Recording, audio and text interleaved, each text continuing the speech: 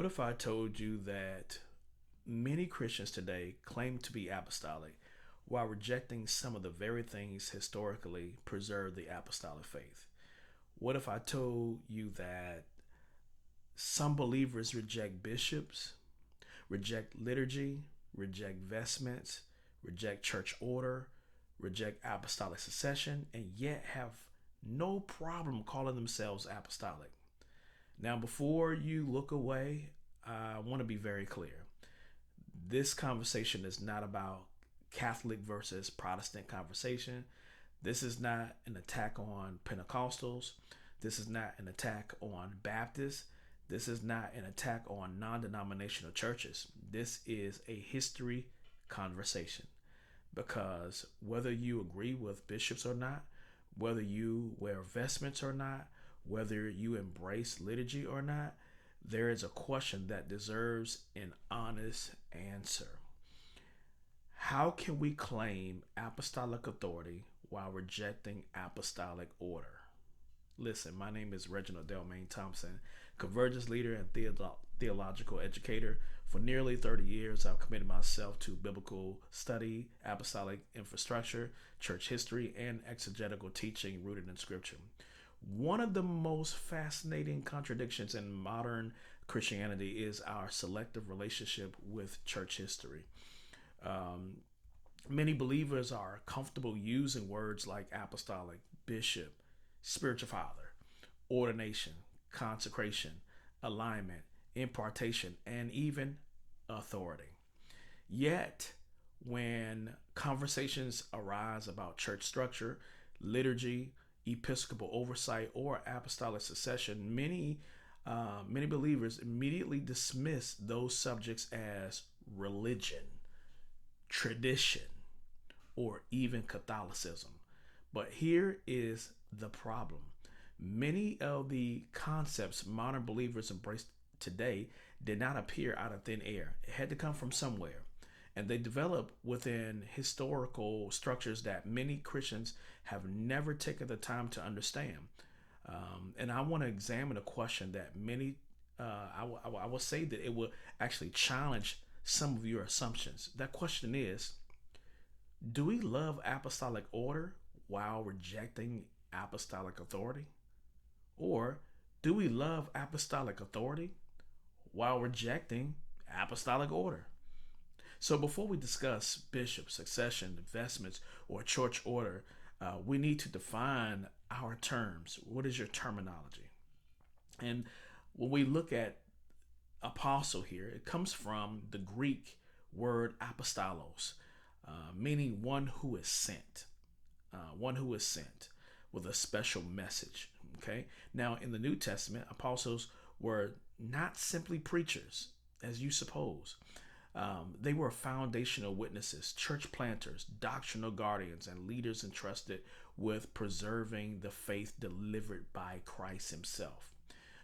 The Apostle Paul writes in Ephesians 2 and 20 that the church is built upon the foundation of the apostles and prophets, Jesus Christ himself being the chief cornerstone, rather. I want you to notice something because what you're noticing is something very important here. The apostles were never presented as isolated individuals operating without accountability, order, or structure. In fact, the book of Acts repeatedly demonstrates councils, leadership authority, leadership gatherings, ordinations, appointments, and organized oversight. The apostles exercised authority, but they also established order. Very important. And that distinction really matters the most because authority without order eventually becomes chaotic. This brings us to the office of bishop. For many Christians, the word bishop immediately creates resistance. I've seen it for myself.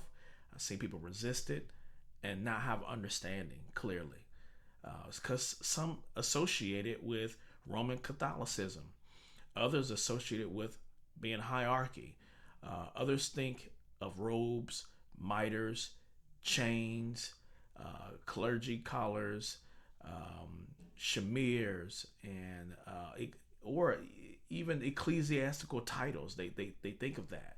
But before we discuss traditions, let us discuss, or rather, let me ask a much simpler question that will break this down. Is the office of bishop biblical? The answer is yes. In 1 Timothy chapter 3, Paul writes, if a man desires the office of a bishop, he desires a good work. The Greek word used here is episkopos, meaning overseer. And the New Testament uses this language to describe leadership within the church. That means the question is not whether bishops existed. The question is what role bishops played and how that role developed throughout Christian history. By the second century, we find that Christian writings consistently describe churches being led by bishops, presbyters, and deacons.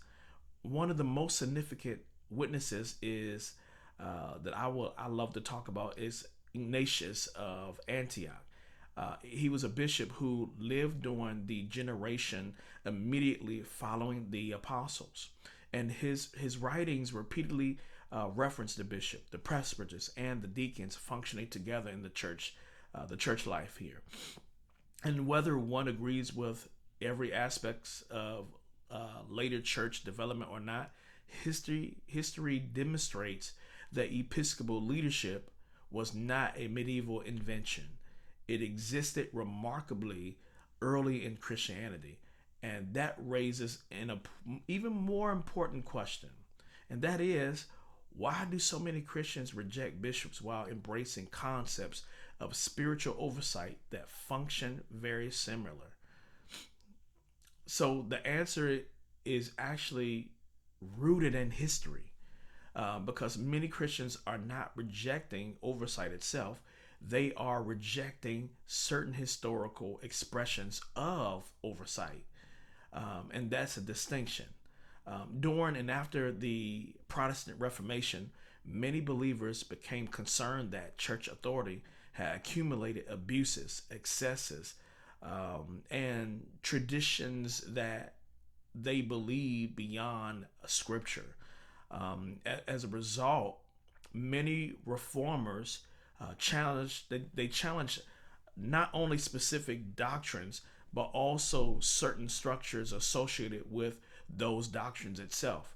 And over time, for many Christians, the office of bishop became associated with institutional power rather than biblical oversight.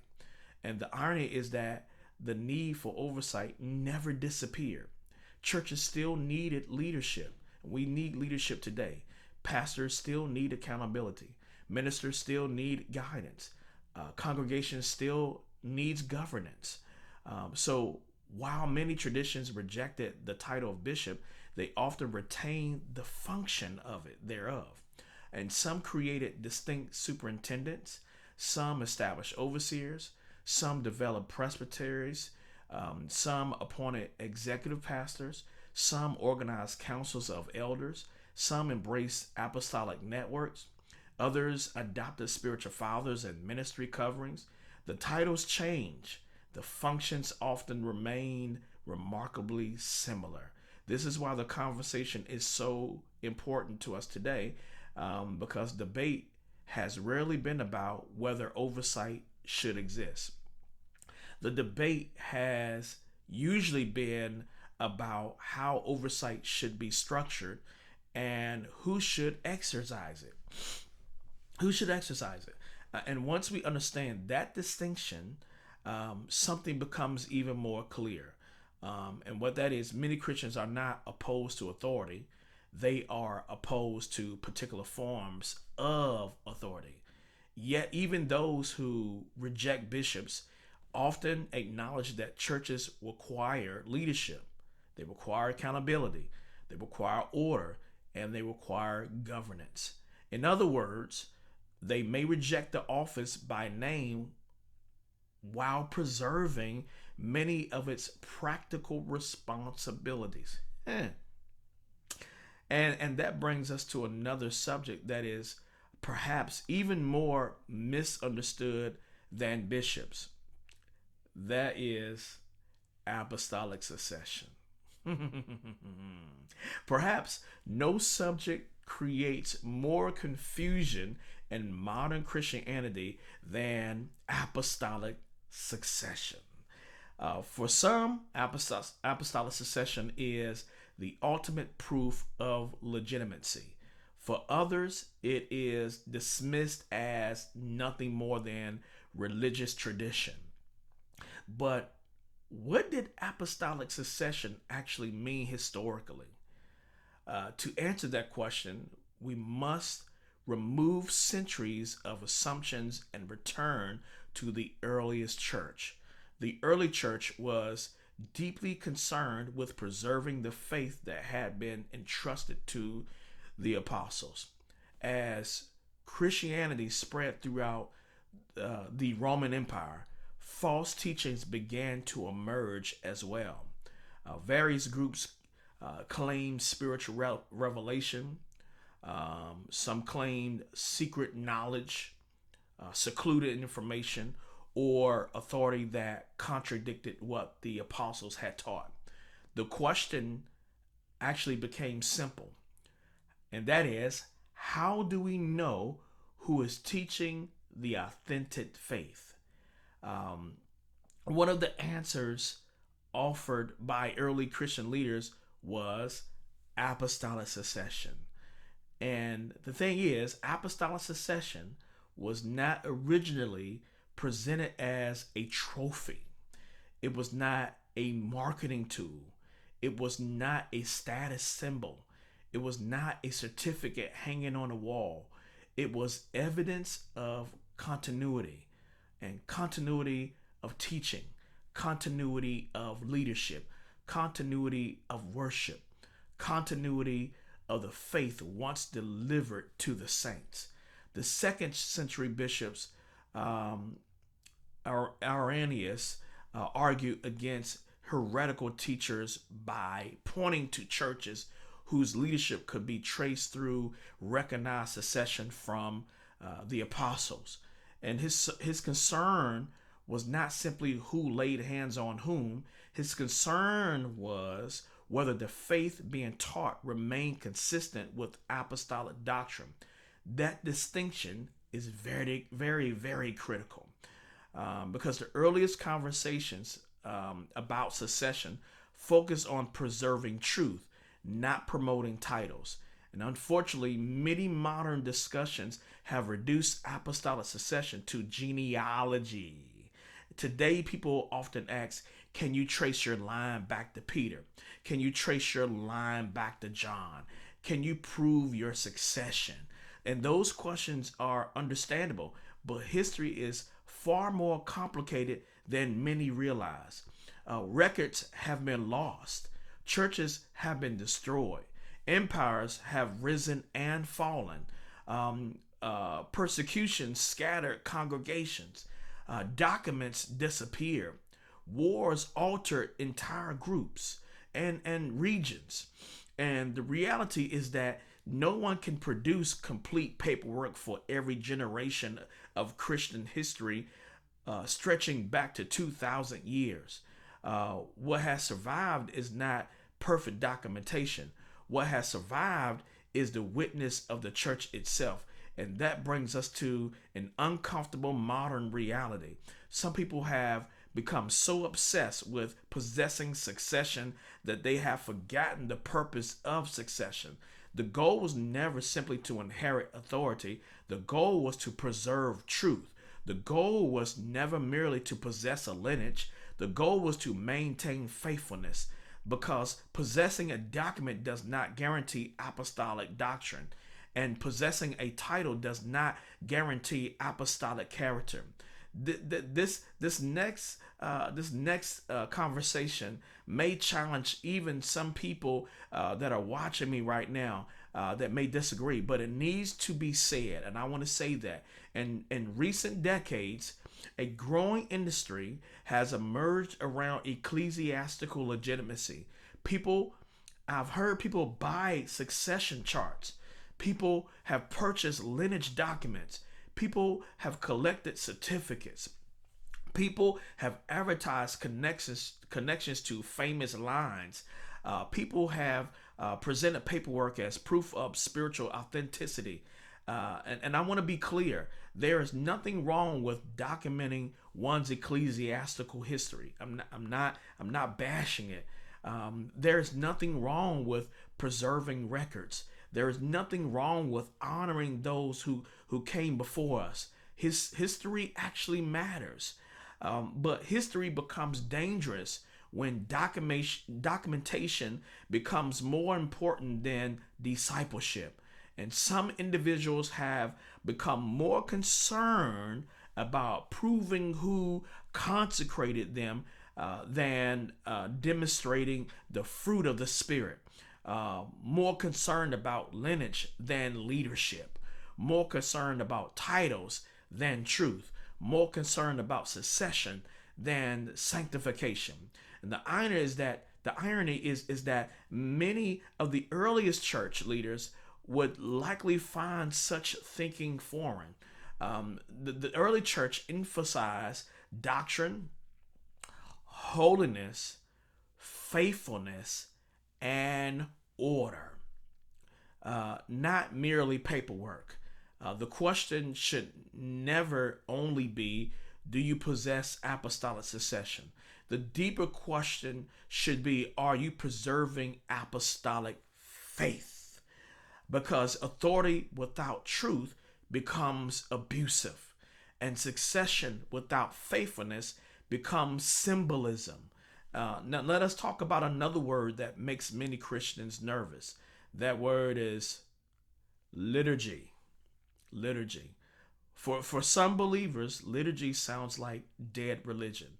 It sounds like formal. It sounds very formal. Sounds very rigid, traditional, even unspiritual. But what if I told you every church has liturgy? Some just actually refuse to call it that. But liturgy simply refers to the ordered patterns through which a community worships. Think about it. Think about this. Most churches already have a predictable order: opening prayer, announcements, worship, offering or oblations, spiritual music or a selection, the sermon, the altar call, and then the benediction. That is what we call, my friends, believe it or not, you're going to be upset, but this order is liturgy. It may not be written in a prayer book. It may not involve incense. It may not include formal vestments, but it's still an organized pattern of worship. The question is not whether we have liturgy. The question is whether we recognize it or not. And many Christians actually reject liturgical churches while unknowingly practicing liturgical habits every Sunday that you arrive in the church building here. The issue is not order. The issue is what kind of order we embrace. Because even in Scripture, worship was never presented as random chaos. Paul writes in 1 Corinthians 14 and verse 40, let all things be done decently and in order. Order is not the enemy of the Spirit.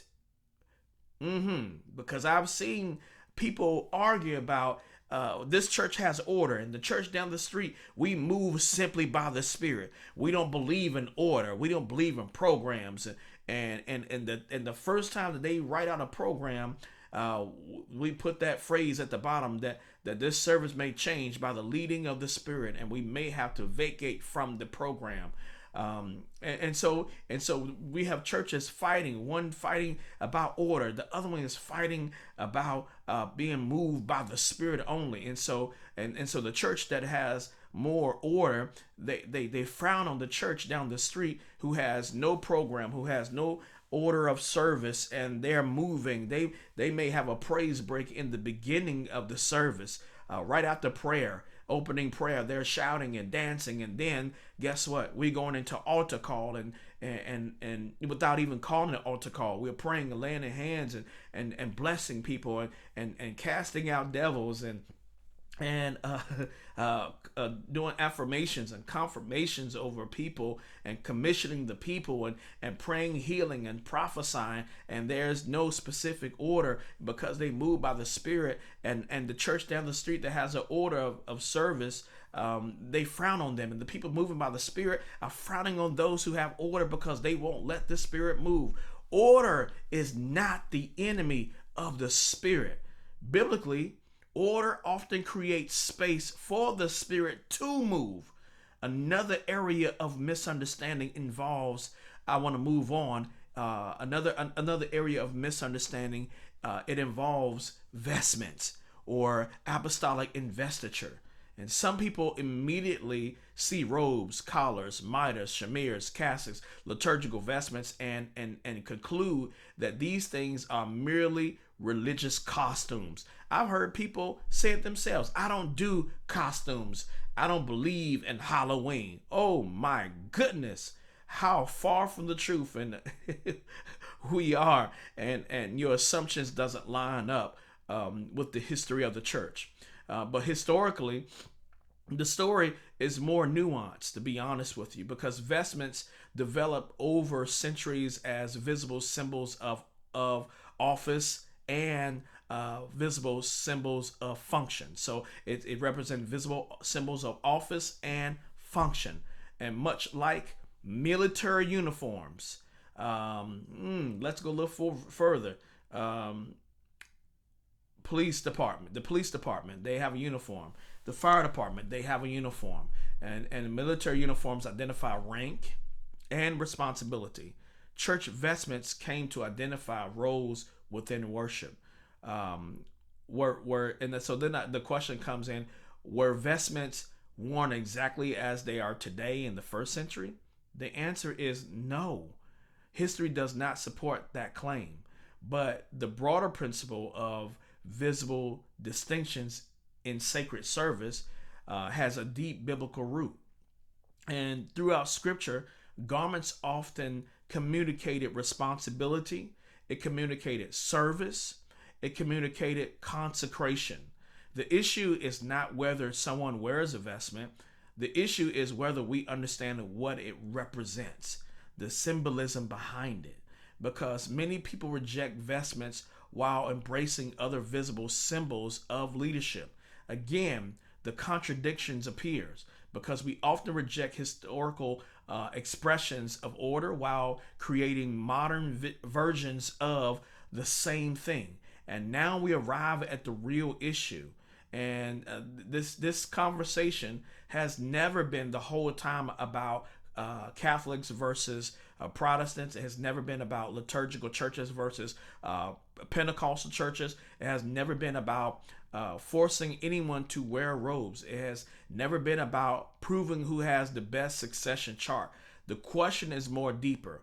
How can we claim apostolic authority while rejecting apostolic order?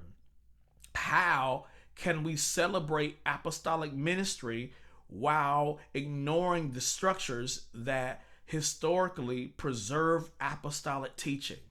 Then I have to ask you, how can we embrace oversight while rejecting overseers? How can we celebrate succession while misunderstanding its purpose? How can we claim continuity with the apostles while refusing to study the history they left behind?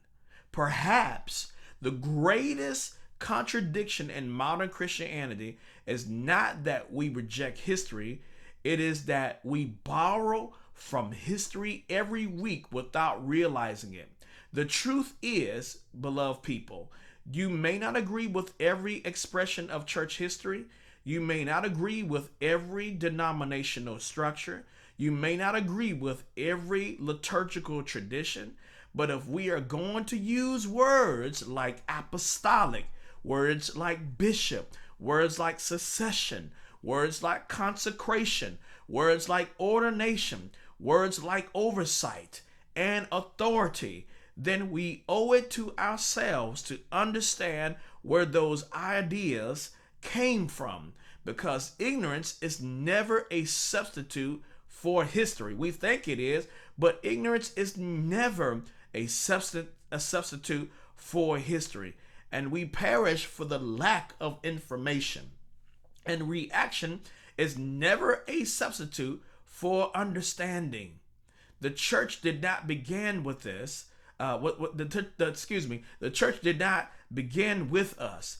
We inherited a story. We inherited a faith. We inherited structures, and we inherited language. We inherited traditions, some healthy and some imperfect.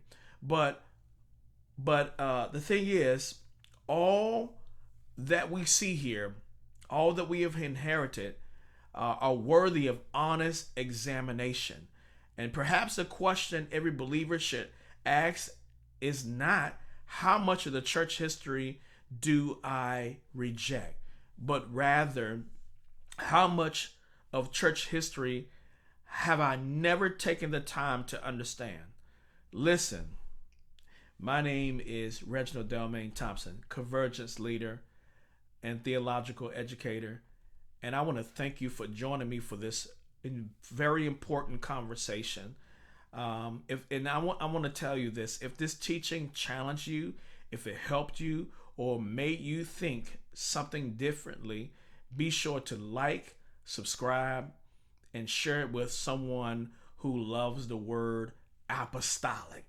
And remember, you cannot properly appreciate apostolic authority if you refuse to understand apostolic order. God bless you. I will see you directly in the comments. Talk to me.